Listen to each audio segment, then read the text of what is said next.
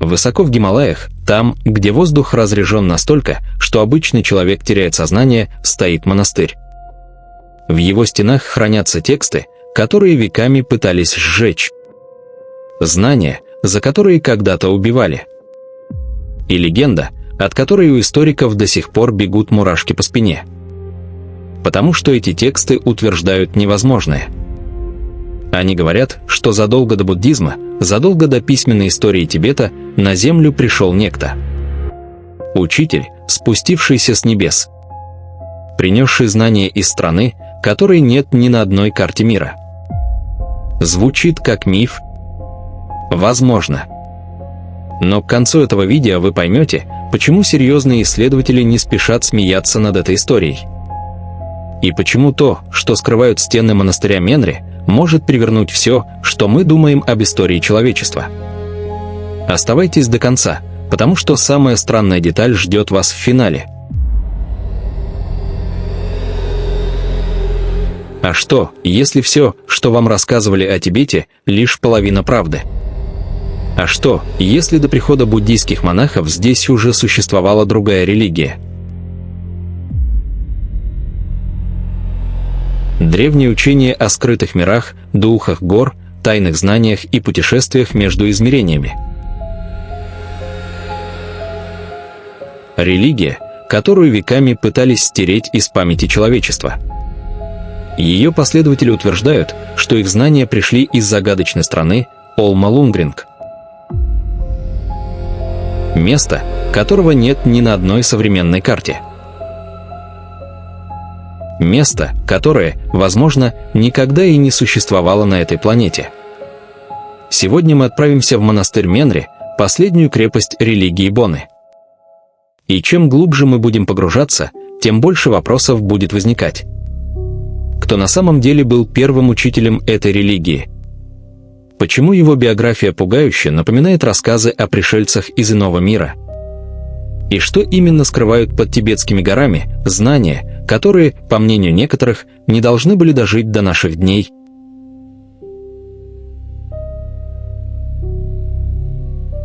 Большинство людей уверены, что история Тибета начинается с буддизма. Красные одежды монахов. Вращающиеся молитвенные барабаны. Образ Далай-ламы. Но сами последователи Боны рассказывают совершенно другую историю. И она звучит как нечто из области фантастики.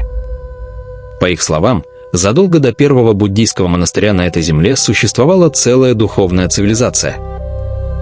Развитая. Сложная. Обладавшая знаниями, которые мы сегодня едва начинаем понимать. И вот первый тревожный вопрос. Если эта цивилизация была настолько великой, почему о ней почти никто не знает? Почему ее историю буквально вычистили из учебников? Запомните этот вопрос. Мы вернемся к нему, и ответ окажется куда мрачнее, чем вы думаете.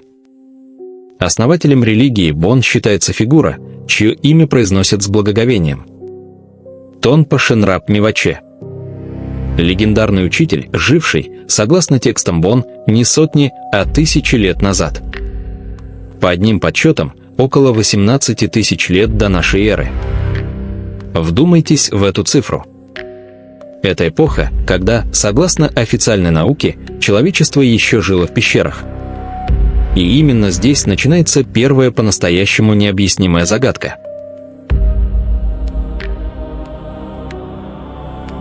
Согласно древним рукописям, Тонпа Шенрап пришел не из Тибета. Он пришел из страны под названием Олма-Лунгринг. И описание этой страны – вот что заставляет историков нервно переглядываться. Олма-Лунгринг описывается как идеальное царство. Земля, окруженная снежными горами. В ее центре возвышается священная гора с 9 ярусами, она соединяет небо и землю. Гора, которая, согласно текстам, имеет форму пирамиды. Звучит знакомо. 9-уровневые сооружения, соединяющие миры. Священные горы-пирамиды. Этот образ встречается в культурах, которые никогда не контактировали друг с другом. От Месопотамии до Мезоамерики. Совпадение? Подождите, дальше будет загадочнее. Где же находилась эта страна? Некоторые исследователи указывают на Центральную Азию. А самые смелые утверждают, что Ол-Малунгринг – это воспоминание о цивилизации, исчезнувшей с лица Земли. Цивилизации настолько древней, что от нее не осталось ничего, кроме обрывков легенд. Но есть и еще одна версия. Та, о которой говорят шепотом. Что Ол-Малунгринг находится не на нашей карте, потому что находится не в нашем измерении. Тексты Боне описывают эту страну как место, попасть в которое можно лишь особым путем. Не пешком, не на корабле, а через определенное состояние сознания. И вот здесь биография Тонпы Шенраба становится по-настоящему тревожной. Потому что то, как он описан, не похоже на обычного человека. Он спускается с высших сфер. Он обладает знаниями, которых не может быть у человека той эпохи. Он приходит, чтобы передать людям нечто. И вот настоящий вопрос, от которого не отмахнуться. Почему биография учителя, жившего 20 тысяч лет назад, читается как современный рассказ о контакте с внеземным разумом? Запомните это. Потому что дальше связь станет еще очевиднее. Именно Тонпа Шенраб, согласно традиции, передал людям тайные знания. О природе сознания. О медитации. О ритуалах, способных воздействовать на саму реальность. Об устройстве Вселенной, устройстве, описанном с поразительной для древности детализацией. И вот что вызывает яростные споры среди ученых. Многие элементы тибетского буддизма, того буддизма, который мы считаем оригиналом, удивительно похожи на гораздо более древние практики Боны. А что если буддизм не вытеснил Бон? Что если он его поглотил? Впитал древние знания, переписал их под себя, а оригинал постарался стереть? Это подводит нас к самому мрачному периоду тибетской истории. После прихода буддизма религия Бон начала терять влияние. Но это было не мирное угасание. Это было целенаправленное уничтожение. Тексты сжигали. Монастыри закрывали. Последователей преследовали, изгоняли, заставляли отречься. Тысячелетние знания оказались под угрозой полного исчезновения. И тогда монахи Боны сделали то, что делают лишь те, кто знает истинную цену своих знаний. Они начали прятать тексты. В пещерах, в стенах, в высокогорных тайниках, куда не доберется ни один захватчик. Но самое поразительное в другом. Согласно легендам, некоторые тексты были спрятаны намеренно не для современников, а для будущих поколений. Эти скрытые тексты называют терма. Считается, что они были запечатаны до того момента, когда человечество будет готово их понять. Только подумайте об этом. Где-то в тибетских горах, возможно, прямо сейчас лежат запечатанные тексты. Документы, ждущие своего часа. Знания, которые кто-то очень не хотел отдавать нам, но и не решился уничтожить полностью. Что в них? Никто не знает. И именно поэтому до наших дней дошла лишь крошечная часть оригинального наследия Боны. Но против всех законов истории эта религия не умерла. Она выжила. И ее сердцем стал монастырь Менри. Монастырь Менри был основан в XIV веке. Для последователей Бон это место то же, чем Ватикан является для католиков. Сердце веры. Хранилище знаний. Дом духовных лидеров. Именно здесь переписывались древнейшие тексты. Здесь сохранялись ритуалы, возраст которых исчисляется тысячелетиями. Здесь билось сердце запретной религии. Но 20 век принес испытание, которое должно было поставить точку. Тибет оказался в эпицентре политической бури. Монастыри разрушались один за другим. Бесценные манускрипты горели в кострах. И монастырь Менри, последняя крепость Бон, оказался на грани полного уничтожения. Казалось, тысячелетняя традиция вот-вот исчезнет навсегда. Что веками хранили, будет потеряно в один момент истории. Но затем произошло то, что сами монахи называют чудом. Небольшая группа хранителей сумела бежать. Через горы. Через границы. С самыми ценными текстами, спрятанными под одеждой. И в изгнании, в Индии, они сделали невозможное. Они отстроили монастырь Менри заново. Камень за камнем. Текст за текстом. Религия, которую уничтожали 1000 лет, снова поднялась из пепла. И сегодня Менри живет. Но вместе с ним живут и тайны. Тайны, которые становятся все более странными по мере того, как мы в них углубляемся. Одна из самых охраняемых тайн Бон связана с практикой под названием Дзогчин. Великое совершенство. Последователи Бон утверждают нечто дерзкое. Что это учение существовало у них задолго до появления похожих практик в буддизме. Цель Дзогчин – прямое переживание истинной природы сознания. Без ритуалов. Без посредников. Без книг.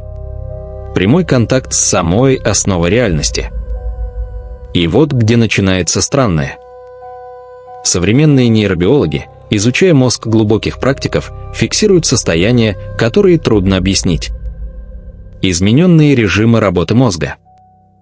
Активность, которая не должна возникать у человека в покое. Ученые осторожно называют это измененными состояниями сознания. Но сами практики говорят о другом. Они говорят, что в этих состояниях сознание начинает воспринимать реальность иначе. Что становятся видимыми вещи, которых мы обычно не замечаем. И здесь древние тексты Боны выдают свои самые шокирующие истории. Истории о мастерах, которые могли предвидеть будущее. О тех, кто путешествовал в иных мирах, оставляя тело неподвижным. О тех, кто общался с существами из других измерений. И, самое необъяснимое, истории о монахах, которые после смерти исчезали.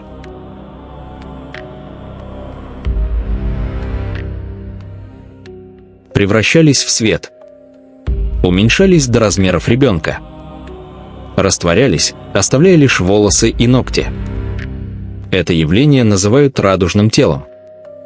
И вот что леденит кровь. Подобные случаи документировались не только в древности, но и в 20 веке. С именами, с датами, со свидетелями.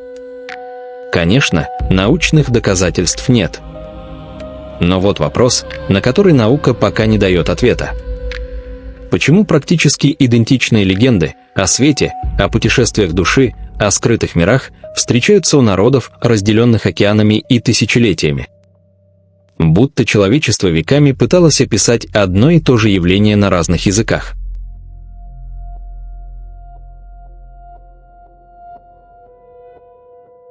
В традиции Бон есть нечто, чего западный ум почти не способен принять. Для нас гора – это камень. Геология. Часть пейзажа. Для последователей Бон гора – это живое существо. Место силы. Граница между мирами. Дверь. Именно поэтому определенные вершины Тибета веками остаются целью паломничества. Священная гора Юндрунг-Гуцик – та самая 9-ярусная пирамида из легенд об Олма-Лунгринг. Гора Кайлас, которой не смеет подняться ни один альпинист. Считается, что некоторые из этих вершин не просто горы, а входы. Порталы в скрытые области реальности, доступные лишь подготовленному сознанию. И когда ученые слышат это, они улыбаются. Но потом замолкают. Потому что снова всплывает тот же необъяснимый факт. Почему легенды о горах-порталах в скрытые миры существуют по всей планете? От Гималаев до Анд. От Тибета до Южной Америки. У народов, которые физически не могли встретиться. Совпадение? Или это память? Память о чем-то настолько древнем, что оно предшествует самой нашей истории. Память о чем-то настолько древнем, что оно предшествует самой нашей истории. Сегодня монастырь Менри выглядит почти обыденно. Тихое место в горах. Молитвы. Свечи. Древние тексты на полках. Но за этими стенами история длиной в тысячелетия. История борьбы за выживание. История знаний, которые пытались уничтожить. История людей, которые сохранили свою тайну вопреки всему миру. Возможно, Бон действительно является древнейшей религией Тибета. Возможно, Тонпа Шенраб был великим философом, а не пришельцем из иного мира. А возможно, эти легенды – лишь вечная попытка человека ответить на вопросы, что мучают нас с начала времен. Но есть одна вещь, которую невозможно отрицать. Пока живы монахи Менри, тайна Олма Лунгринг, Тонпы Шенраба и древнего учения Бон остается неразгаданной. И ждет. А теперь та самая деталь, которую я обещал в начале. В текстах Бон говорится, что однажды настанет время, когда скрытые знания вновь откроются миру. Когда запечатанные тексты будут найдены. Когда человечество будет готово узнать правду о своем прошлом. И если когда-нибудь исследователи найдут реальные следы Олма Лунгринг, той страны, откуда, по легенде, пришли эти знания, нам придется переписать не только историю Тибета. Нам придется переписать историю всей человеческой цивилизации. Потому что некоторые тайны не исчезают. Они просто ждут. Ждут в тишине горных пещер. Ждут под слоями забытых веков. Ждут, когда кто-то наконец задаст правильный вопрос. А что думаете вы? Была ли Олма Лунгринг реальной страной или памятью о чем-то совершенно ином? Напишите в комментариях. И если эта история заставила вас взглянуть на мир иначе, подпишитесь. Потому что в следующий раз мы отправимся туда, где скрыта еще одна тайна, которую от нас веками прятали. До встречи в новых видео на канале «За пределами известного».